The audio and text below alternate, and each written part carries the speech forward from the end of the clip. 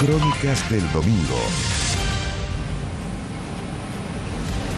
Buenas noches. ¿Recuperados o sobrevivientes?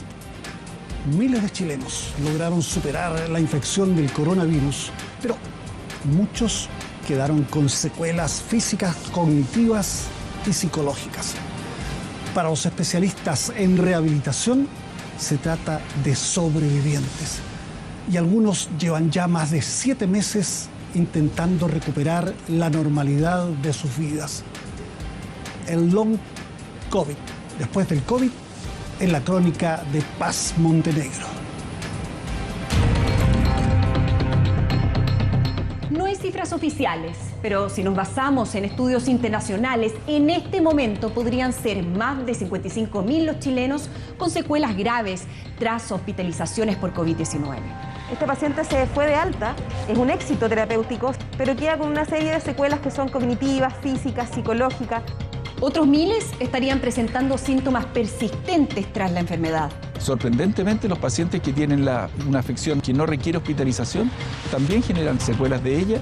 Personas en edad productiva que requieren de largas rehabilitaciones. Eso es lo que yo creo que más me da miedo. No ser el mismo trabajador de antes. La demanda crece, pero no todos pueden pagar tratamientos millonarios.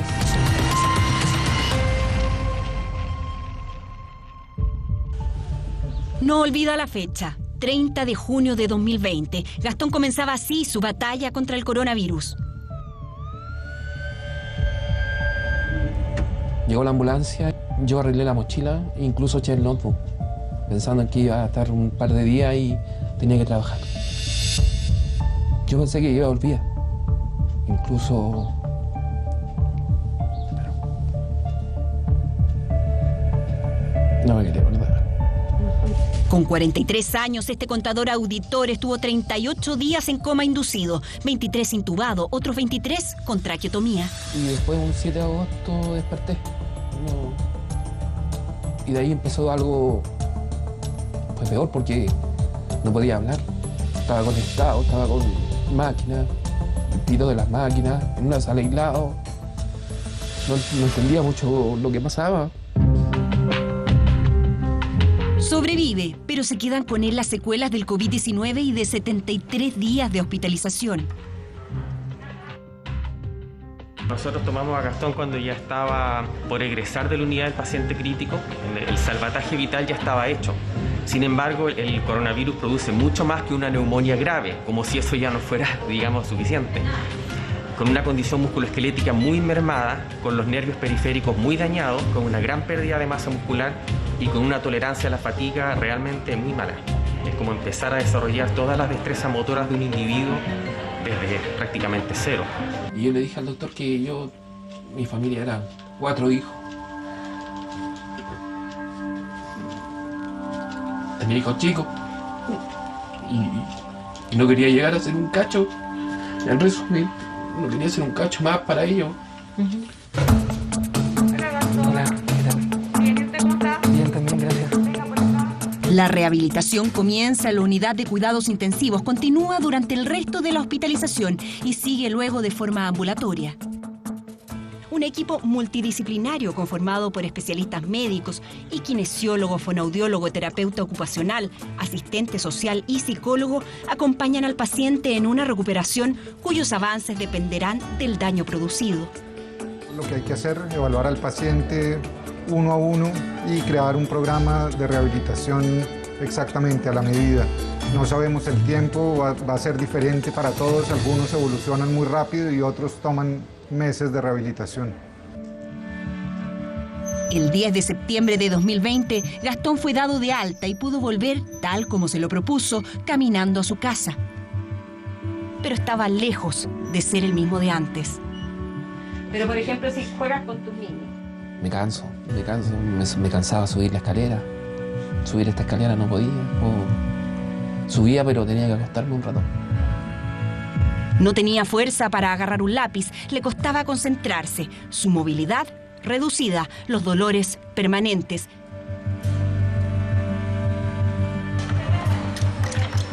Ya son 7 meses de terapias, 3 veces por semana.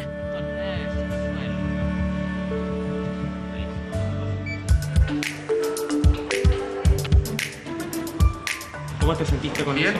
¿Sí? Me canso un poco, pero he debido al ejercicio. O sea, ¿te fatiga? Ya nada. Su contagio calificó como enfermedad laboral y por lo tanto su recuperación completa está cubierta por la mutualidad de la Asociación Chilena de Seguridad. Yo me siento privilegiado. Y las personas que les toca particular, muy difícil, porque yo creo que se preocupan de salvarlo y hasta ahí llega el sistema privado. Y si no tienes dinero, jodiste.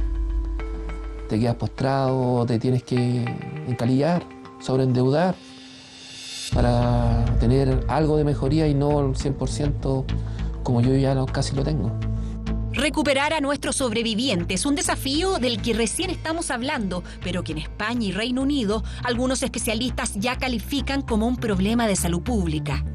Sí, la rehabilitación va a tener que ser una prioridad, obviamente, ¿cierto? Entonces, recursos que antes se destinaban para la atención de salud de emergencia, podríamos decir, van a tener que destinarse a rehabilitación y va a ser por un periodo prolongado. Estudios internacionales han detectado más de 200 síntomas que podrían responder a este síndrome de COVID persistente o COVID largo. Algunos de los más graves corresponden a la debilidad adquirida en UCI. Es un poco el fracaso del éxito. O sea, es como este paciente se fue de alta, es un éxito terapéutico, pero queda con una serie de secuelas que son cognitivas, físicas, psicológicas, un impacto económico para él y su familia. Bernardita, adelante.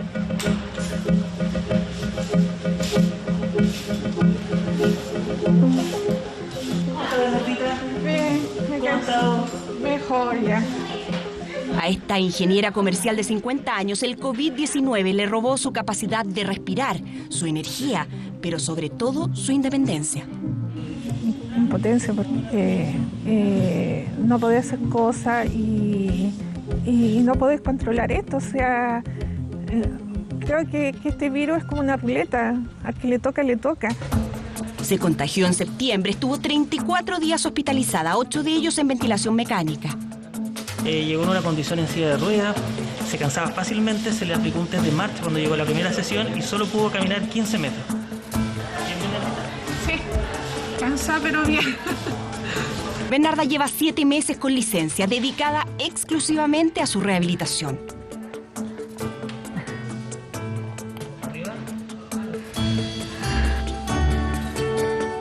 La última, vamos, Bernardita. Es un paciente totalmente diferente al que estamos acostumbrados. Son personas jóvenes que son totalmente independientes y ahora pasan a ser dependientes. Bernarda no es la excepción. Aquí en la Clínica Red Salud Santiago crearon un programa especial para los pacientes con secuelas graves o con el llamado COVID persistente. El servicio de medicina física y rehabilitación de la clínica se ha visto bien exigido y ha tenido que diversificar su actividad y multiplicar su capacidad de atención para dar cabida a esta gran demanda. El grueso de pacientes que están en rehabilitación son pacientes que se están recuperando de afección grave, son expacientes de intensivo nuestro. En esta otra cuarta parte de pacientes ambulatorios que no han estado hospitalizados es un fenómeno nuevo. Vamos a dejar afuera, ¿ya? Gracias, Sergio. Bernarda le pone esfuerzo y dedicación, pero su recuperación va más lenta de lo que ella esperaba. Cuénteme, señora Bernarda, ¿cómo hemos estado este mes? La semana pasada me caí nuevamente y como que tuve un pequeño retroceso, perdí el equilibrio. Ya. ¿Era debilidad muscular, como que las piernas no se la podían o perdió el equilibrio porque se No, movió? las piernas. Ya, por lo menos ya se puede poner de pie. Sí, pero sí me gustaría saber cuándo ya voy a estar más activa, o sea, cuándo voy a poder retomar mi vida, o sea, volver al trabajo. Claro, eso va a depender de cuánto avancemos en su recuperación. Yo creo que cuando estemos llegando al 90% de lo que era antes de toda esta cosa, recién vamos a poder pensar en volverla a su vida. Ahora, esperemos que los daños no sean permanentes. Todavía no lo sabemos porque estamos dando tiempo, como le digo, hasta 18 meses la recuperación. Tenemos que ponernos en el escenario, eso sí, como lo estoy haciendo con varios pacientes, que si no hay una recuperación importante, tendría que jubilarse por invalidez de forma precoz. No nos pongamos como que eso va a pasar. Sí, no me gustaría que pasara. Y cuando me lo mencionó, yo me vine todo el camino llorando, porque yo no quiero jubilar, yo me siento todavía joven, me siento que soy capaz para seguir trabajando. Y eso, qué bueno que tiene apoyo de su familia, porque se ve bien comprometido el caballero también en su democracia. Sí, pero si no hubiera sido por él. Sí, harto. No sé si le conté que mi hermana falleció de COVID. Y eso fue cuando yo estaba aquí, yo estaba en Tubá. Y ni siquiera me pude despedir de ella, no pude estar con ella, no pude estar con Jorge, con mis sobrinos, no sé, para apoyarlos, para consolarlos. Eso fue terrible. Un despertar doloroso, un duelo pendiente para ella y su familia, que ha debido adaptarse a esta nueva realidad. Ahora Sergio, su marido, y Jorge, su sobrino, realizan gran parte de las labores de la casa.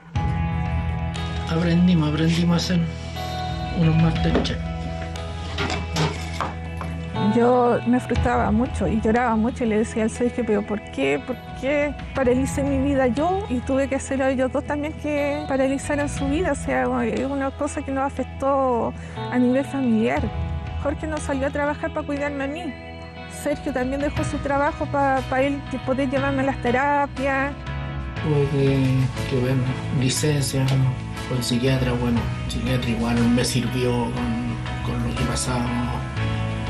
Y para que me diera también fuerza para cómo poder ayudarla a ella en ese sentido. Incluso todavía la ayudo a bañarse. Mira, ayúdame, espérame.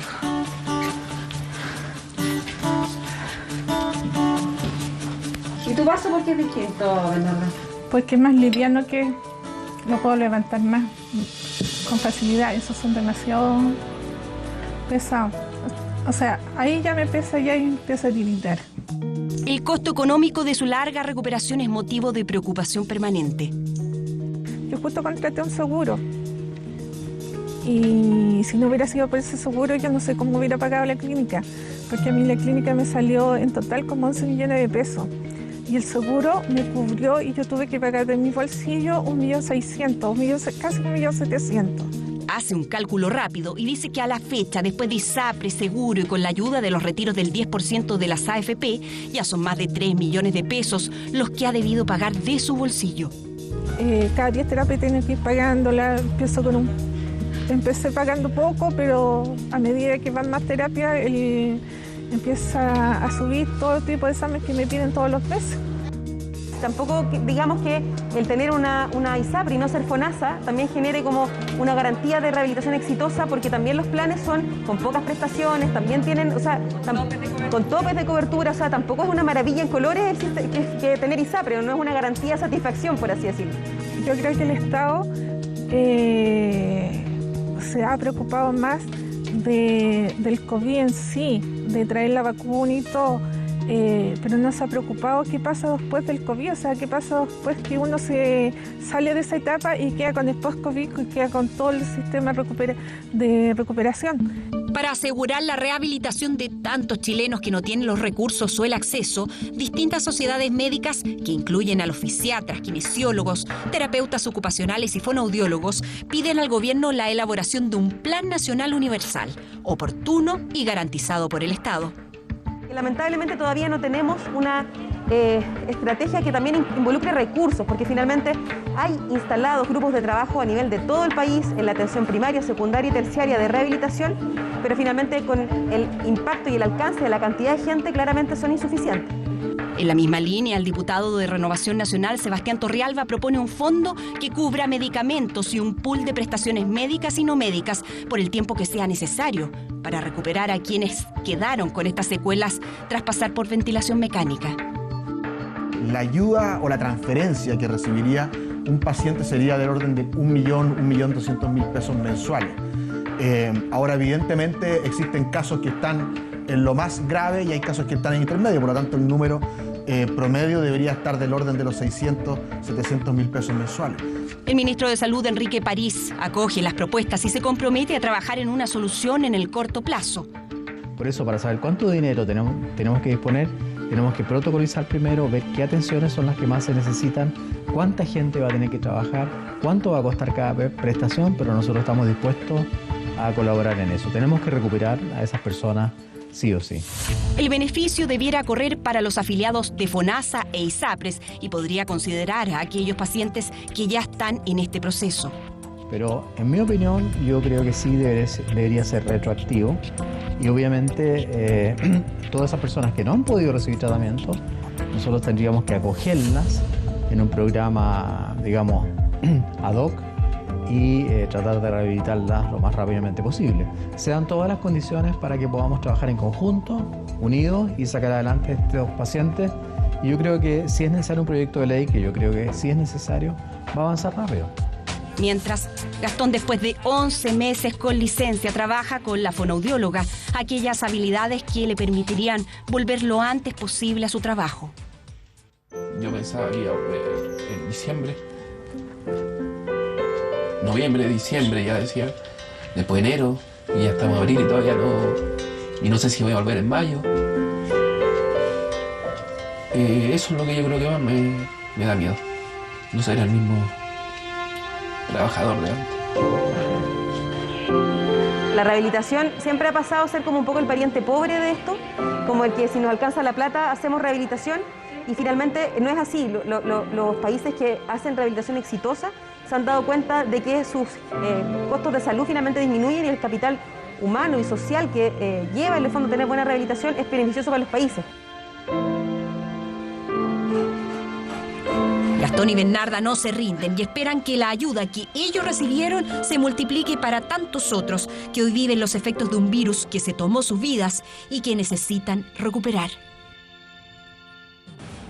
Los estudios indican que un 10% de los pacientes COVID podrían quedar con secuelas de la enfermedad.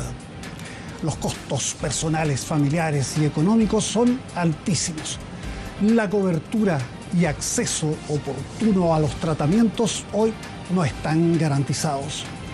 Una coordinada acción permitiría realizar un plan de rehabilitación integral para enfrentar de manera oportuna los efectos de este llamado long COVID o COVID persistente o COVID majadero.